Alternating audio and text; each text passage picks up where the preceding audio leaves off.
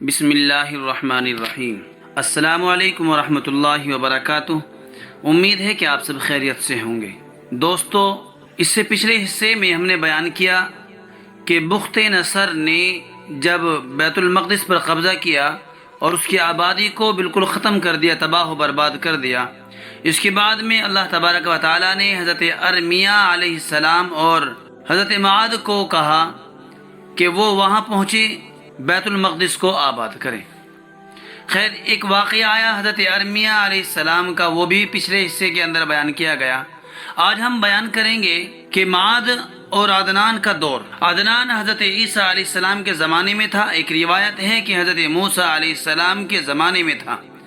حافظ ابن حجر عسقلانی رحمۃ اللہ علیہ کہتے ہیں کہ یہی والی روایت ہے، یعنی حضرت موسیٰ علیہ السلام کے زمانے میں ہونا۔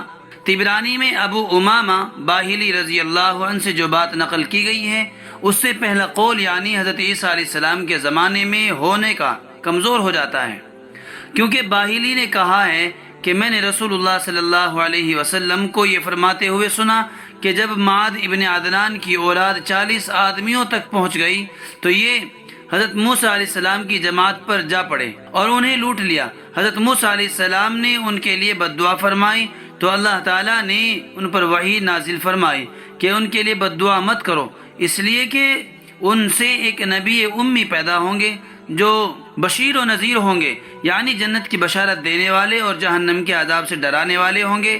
الحدیث۔ اس کے بعد یہ بات ممکن نہیں کہ معاذ عیسیٰ علیہ السلام کے زمانے تک زندہ رہا ہو۔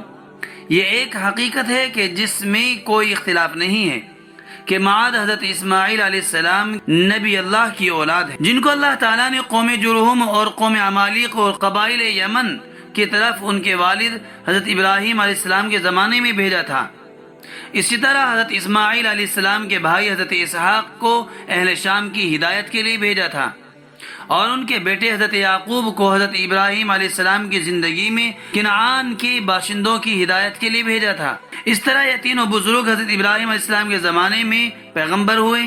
بعض مورخین کہتے ہیں کہ حضرت موسیٰ علیہ السلام کا فرعون عمالیق میں سے تھا، اور انہی ہی میں سے حضرت یوسف علیہ السلام کا فرعون ریان ابن ولید تھا۔ اس سے آگے بیان کرتے ہیں کہ حضرت ابراہیم علیہ السلام اور حضرت صلی اللہ علیہ وسلم کے درمیانی پشتیں۔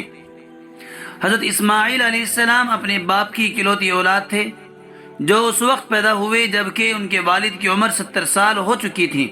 حضرت اسماعیل علیہ السلام مقام رملہ اور مقام ایلیا کے درمیان پیدا ہوئے۔ عدنان اور اسماعیل کے درمیان 40 باپ یعنی پشتیں ہیں۔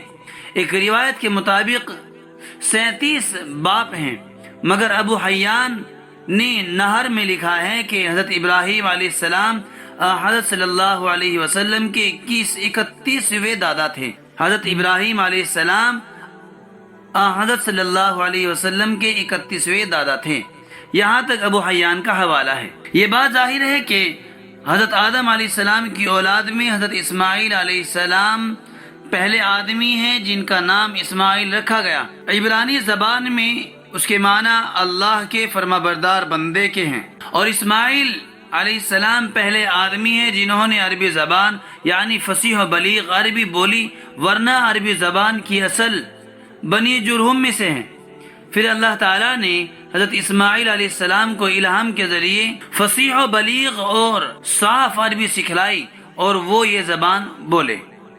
حدیث میں ہے کہ پہلے آدمی جو فصیح و بلیغ اور صاف عربی روانی کے ساتھ بولے حضرت اسماعیل علیہ السلام ہیں، جن کی عمر اس وقت 14 سال کی تھی۔ دوستو، آج کا واقعہ یہیں تک، آگے کی باتیں انشاءاللہ آئندہ حصے کے اندر بیان کی جائیں گی۔